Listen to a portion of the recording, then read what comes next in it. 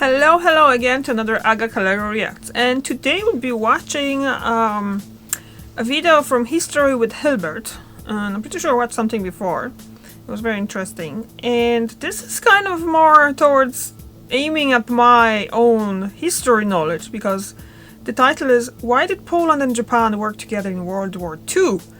And I never heard about it before, but that doesn't mean it didn't happen. The fact is that, well, countries teach the history in their books of the history that they want you to know. So you'll just see. I'm definitely gonna learn something new today. So when it comes to the Second World War, we often tend to split the conflict in at least two. One part being that war fought in Europe with the Germans and their allies against many other nations, and the other being that fought in the Pacific, largely against the empire building of the Japanese. And while this is true, there is of course a link between these two, hence why it's referred to as the Second World War. Part of that link being that Nazi Germany did in fact ally with Japan and Italy and in Russia, with Russia as well in the beginning, is debatable. But that makes what I'm going to talk about in this video so interesting, at least to me, and I hope that you'll agree, because even though Nazi Germany's stated aim, and indeed what is often seen as the start of the war, at least in Europe, was the invasion of Poland. Sorry guys, but why is this flag, Polish flag, smaller than the Nazi flag? I thought all the flags are the same size. Never mind, this is... Well, Poland and Japan, on the other hand, actually got along very, very well, and may even be referred to as some kind of friends for a while before and during the Second World War. So, how did this friendship between Poland and Japan come about, and what did it look like during the Second World War? I'm gonna stop because I do have to say that I don't think I ever learned anything about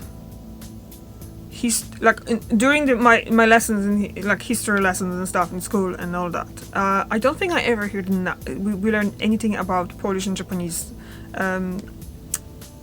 like relationships, because I just don't remember anything from it. And I'm not bad. I'm not saying I remember everything from my history lessons, but no, nothing. I know. No, really. Cool. Well, to answer that question, we have to go back in time, and it's surprisingly older than you might actually think.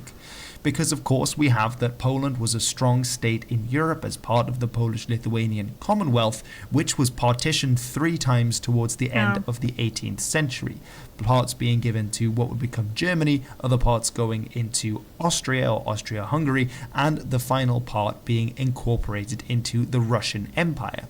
The Poles would rise in rebellion many times throughout the centuries following, and many of those Poles in parts of these failed rebellions, as well as reprisals by the Russian Empire, would be sent to Siberia. And it's here that they actually met the Japanese, because the Japanese were of course a lot closer to Siberia, and it's here that the start of this friendship may be detected. Several Japanese travelers would end up going through Poland in the 19th century, and some Poles would find themselves going the other way and visiting Japan as well. The Japanese author Nitobe Inazo would even write about Poland that it was a samurai nation in his book about Bushido. In 1904, however, this relationship would go to another level, and this was because of the outbreak of the Russo-Japanese War, in which the Russian Empire and the Japanese would fight one another in the Pacific. Now, as part of this conflict, of course, Poland had been incorporated into, or part of Poland had been incorporated into the Russian Empire. Yeah, look. What? Is that like a little tiny... I'm gonna have to... yeah. Anyway, so this is an interesting way of showing how Russia is, yeah, with those all tentacles just grabbing for everything, isn't it? And so the Japanese, largely through their contacts in Siberia, made contact with some of what might be termed as the Polish resistance to help them fight against the Russians. One of these was Józef Piłsudski, who of course is a very famous name because he would later be the first Marshal of Poland and would be remembered as the hero who fought off the Soviets in 1920.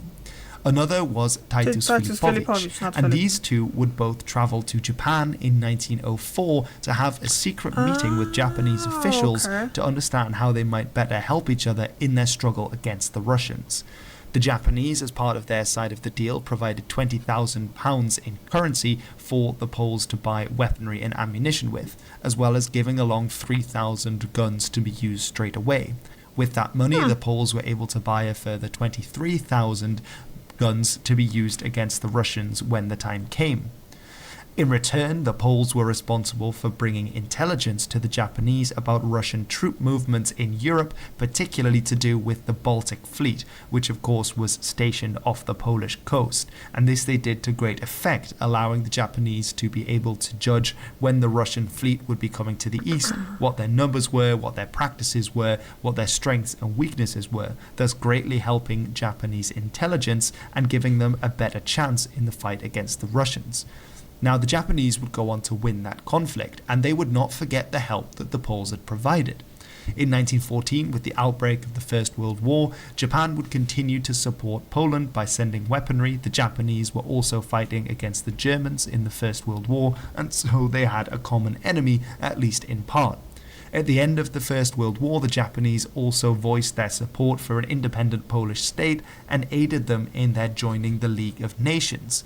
And it's from this point on that the friendship between the newly independent Polish state and Japan would go to another level in the interbellum years. In this photograph, we can see that the Japanese Prime Minister is meeting with a member of the Polish military as well as with a Japanese admiral. And there was a lot of connection and meeting in terms of the respective militaries of the two countries as they both faced the threat of the Soviet Union in the 1920s and onwards. As part of this, the Japanese Red Cross actually went into Siberia to go in with the mission of aiding Polish children who had been captured by the Soviets and sent to Siberia as punishment. As part of doing this, the Japanese Red Cross were actually able to save around 800 children from Siberia, taking them to Japan and then sending them back to Poland, something which greatly aided in the Polish-Japanese relations and fostering more friendship between the two. Various friendship societies would be founded both in Japan and in Poland as a result of this action. At the same time, you see, guys, you don't hear about stuff like that. Like, I don't know, I never heard about Japanese people taking in kids from Siberia and then sending them back to Poland. Like, I heard about all the stuff about Polish people being sent off to Siberia by Russian army and all that, and whole families because someone was on the wrong side of the street or something like that. But still, you never heard about a lot of different nations helping Poland during after the First War, or helping all the Polish refugees during the Second War. We also had members of the Polish and Japanese aristocracy going and visiting the other countries. As we can see here in this photo with Józef Piłsudski, who is seated on the left, meeting the Japanese prince in 1930. His main aim here was to cement a formal alliance between the two countries so that they could spearhead an attack on the Soviet Union, because Józef Piłsudski definitely knew that the Soviet Union would once again try and invade Poland, even though he defeated them once. Now, he was actually one of several Piłsudski brothers. One of his brothers, Bronisław Piłsudski, would actually be even more involved in Japanese culture. Recently too. As an anthropologist, he would actually move to Japan and marry an Ainu woman, one of the indigenous peoples of Japan, and his statue can still be found today in Japan because he was such an important figure from Poland that went over to study the Japanese way of life and was also a very large advocate for the relationship between the two countries. Unfortunately for the Piłsudski brothers, the plan to cement a formal alliance between Japan and Poland would fall through, as in 1935 Józef Piłsudski would die. Now, the Japanese actually sent a delegation to his funeral in Kraków and would actually bring soil from the Yasukuni shrine to be buried around him there, which is a unique honor that was bestowed upon him at this time. Now, we also see that the Poles and the Japanese worked together in the field of the military intelligence, particularly bringing Polish code breakers over to Japan to try and break the Soviet codes, which they managed to do in just a week's time. Indeed, Polish code breakers would be incredibly important in the interbellum years, and indeed the years running up to the Second World War, also being incredibly important in smuggling out one of the Enigma machines to the United Kingdom, where others could work on cracking the Enigma code, indeed in Bletchley Park, which is a much more well-known story. Some 50 Japanese officers over the interbellum years were rewarded with the Virtuti Militari, which is the highest medal of honor that can be given to soldiers in the Polish armed forces, again showcasing just how close these two countries had become in the meantime. Now, it might be expected that in 1939, with the German invasion and eventual takeover of Poland together with the Soviets, that this relationship would come crashing down.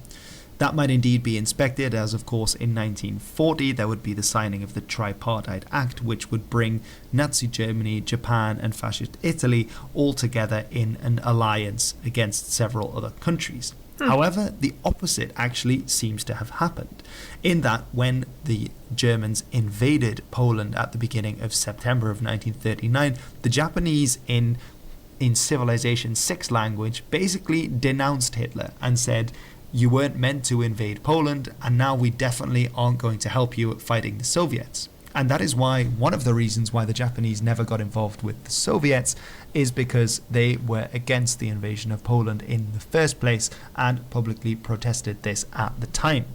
The Japanese would also support the Poles in a more direct way in terms of their intelligence services. Polish intelligence officers and indeed resistance networks were allowed to operate by being based in the embassies of Manchukuo, which was the Chinese protectorate of Japan, thus giving them limited immunity in occupied Europe, where others were unable to function. The Japanese secretly also were able to involve their agents in bringing a large amount of the Polish gold reserve through Vilnius to neutral Sweden so that it would remain out of the hands of the Germans. They also brought a very special Polish flag from occupied Poland through their ambassador to London, where it was passed on to one of the Polish air squadrons that was flying for the RAF, once again showing that the Japanese were willing to cross over the lines of the conflict in order to help the Poles out. Japanese agents and diplomats in occupied Europe were also pivotal in shielding several Jewish Polish children from the occupying German and Soviet forces. This was actually initially done upon their own initiative, in the same tradition that the Japanese Red Cross had gone to Siberia to help Polish children as well. But later on, the Japanese government actually officially sanctioned these actions, still during wartime when they were allied with Nazi Germany, and allowed for these Polish children to be flown out using diplomatic immunity to Japan, from which they would be brought into the service of the Polish ambassador to Japan. No, I've got to speak Polish properly. Tadeusz Romer, who would then help them get back to the United States, all with Japanese government funding. The relationship, however, would become incredibly strained between Japan and the Polish people and the Polish government in exile within London, particularly in 1941 when Japan attacked Pearl Harbor and the European colonial powers in Asia and of course the United States of America would all enter the war and would be at war with the Japanese within several months. Now, the British would also of course have declared war upon Japan, and so this put a lot of pressure on the Polish government in exile in London to follow suit and declare war on Japan, which they then did. However, what happens next is interesting to say the least. So the Polish government in exile declared war on the state of Japan, but the state of Japan essentially refused to acknowledge the declaration of war and pulled some kind of Uno reverse card and said, no, you, and then didn't go in on it at all and said, we aren't actually at war with Poland. Part of the reasoning behind it was given by Hideki Tojo, who was the Prime Minister of Japan during the war years, who said, we do not accept Poland's challenge. The Poles, fighting for their freedom, only declared war on us under pressure from the United Kingdom. That's probably true and so as actually well. refused to declare war on Poland, and so it was unreciprocated and unacknowledged by the Japanese. This may actually have been a rather clever move on both parts, and how coordinated this was is hard to tell. By officially declaring war, the Polish government in exile followed suit with the Dutch government in exile, the Belgian government in exile, who would also declare war on Japan and kept the British and the Americans happy. However, because the Japanese refused to acknowledge it, it meant that the tacit understanding, communication and support between the Poles, who remember the deal they were giving the Japanese, was that Polish resistance networks and intelligence networks were sharing all the information they had about Soviet and German intentions, because the Japanese didn't actually trust the Germans all that much, and of course they were very curious to see what the Soviets were up to, while the Japanese were also helping the Poles in numerous ways as well. Now, this would continue until the end of the war, but what's interesting, and the last interesting thing about this relationship between the two, is that formal peace was only actually declared by Poland in 1957, although, as far as I'm aware, there were no casualties in the war between Poland and Japan, because, well, Poland had already been occupied at this point, and I guess I just forgot about it. The other thing is, as well, after 1945 there was a different thing. But he kinda, I don't know if you're gonna say it later in the video, but he kinda didn't mention that the Polish government in exile was in that exile in London till 1989 or 1990. Because that was democratic government that was chosen before the war started. And after the war finished, Poland was a communistic country. So that was totally different government and stuff like that. So Poland had two governments at some stage. Obviously, one was residing in the country, that was the communistic one. So I'm guessing that's who, unless he's gonna clarify it now, that's who actually sees that war thingy. And then there was one in London for years and years to go. Japan to start any trouble there. So I hope you found this video. Anyway, that's what I was taught. So. And I was taught in a really weird, strange time in Poland, because that was 90s when I was taught the history and stuff. So they were just rearranging the history in the books as well, because it was just right after we got back to democracy from communism. So obviously they have to kind of switch the whole thing. So interesting. I came across it and I thought this is one of those stories that needs a History with Hilbert video, just to look at what's actually going on, why Poland and Japan had this interesting relationship in the run-up to the Second World War, during the Second World War itself, and why Japan basically refused to acknowledge the declaration of war by the Poles.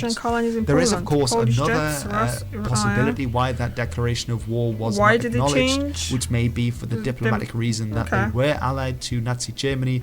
They had conquered Poland, and so from the Nazi German perspective, then Poland does not exist as a state anymore. And so if Japan had gone in and reciprocated that declaration of war, they would at the same time be recognizing the entity that had sent it, which was a government in exile because of its ally, and so that might have got them into hot water. But given all the support that they managed to give the Poles in occupied Europe, helping the gold reserve, smuggling Jews out of the country, it seems they weren't too afraid of upsetting the Germans in these matters. Anyway, I hope you found this interesting. Let me know in the comments below. Subscribe if you're new. And I have been Hilbert, and this has been The History. Yeah, that was really good. Like I said in the beginning, this is something that I never heard about. They never taught us about it. I don't think they still do. I think it's because there's very little time for history lessons in Polish schools. I think everywhere, actually. And there was too much going on during that time to kind of say offhanded, just so there's Japan actually helping us with our reserves and helping smuggling our government out. Although I can't remember exactly what did they say. How did the government escape the country? I know they went to Hungary, and then they went to London. But yeah, I'm gonna have to make some kind of refresher about it. Anyway, if you're Polish, if you're watching this video, did you ever hear about that? Because like I said, I heard about Bronisław Piłsudski, but that's only recently, when his great-great-grandson, I believe, came visit Poland from Japan, and that was only like a few years ago. So that was interesting to kind of learn that Piłsudski's brother were actually living and working in Japan, and that was something eye-opening as well, because obviously Piłsudski is a massive hero to our nation, so it's mostly about him. Yeah, he's the main character in this. in like a 20th, in 20s of 20th century in Poland. Do I have something else to add?